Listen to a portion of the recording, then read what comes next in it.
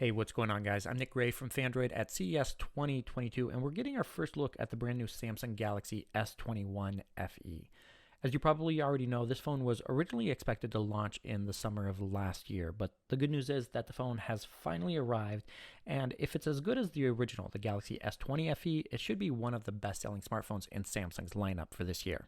So, the question is, what exactly does the Galaxy S21 FE deliver? The display up front is 6.4 inches with a resolution of Full HD Plus AMOLED with a 120Hz refresh rate like all the other Galaxy S21 devices from last year. It's running a Qualcomm Snapdragon 888 chipset with 6 or 8 gigabytes of RAM with 128 or 256 gigabytes of storage, and then peeking through the display, there is a 32 megapixel selfie camera. On the back, you do get a triple camera system with a 12 megapixel primary camera, another 12 megapixel sensor for an ultra wide camera, and then 3x optical zoom. And on the inside, there's a 4,500 milliamp hour battery with 25 watt charging, then IP68 dust and water resistance. And of course, this device is going to be running on Android 12. A couple other features to mention as well is that there's an in-display fingerprint sensor, 15-watt wireless charging, reverse power share as well, NFC, and 5G millimeter wave included.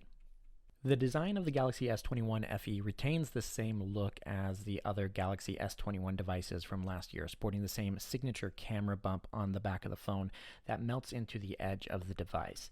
The difference here, though, is that Samsung's using a polycarbonate finish on the back of the phone and the camera bump as well, melding the design elements that we've seen from the S series and the A series phones.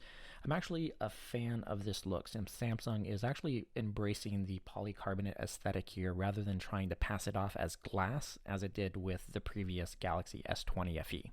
In addition to the traditional black and white color options, we're also getting lavender and green colors to choose from as well, giving buyers more options so that they can match their personal style just a little bit better. With the Snapdragon 888 chipset powering this device, performance on the Galaxy S21 FE should match what we got on the regular S21, though performance when it comes to multitasking will be a step down with only 6 gigabytes of RAM unless you do upgrade to 8 gigabytes. When it comes to the cameras, though, performance here should be a little bit better since that zoom camera on the back of this phone, though it is only an 8 megapixel sensor, it does have a true 3x optical zoom capabilities, better than the digital crop that we got on the regular S21. Samsung is also packing in better processing for night mode shots with more detail with reduced noise thanks to its multi-image processing. And similar to Google's Magic Erase mode on the Pixel 6, Samsung is also delivering a new object eraser with the Galaxy S21 FE. You'll be able to snap a picture and then just quickly remove any object or even a person in the background that might be stealing the spotlight from the foreground. Battery life on this device should be really good with that 4,500 milliamp hour cell. That being said, with just 25 watt rapid charging on this device, Samsung should really be stepping things up to match what the competitors are offering these days. The phone will be making its retail debut on January 11th for $699, matching the price of the original Galaxy S20 FE, which is a little bit disappointing since the Galaxy S21 lineup from last year saw a significant price reduction at launch.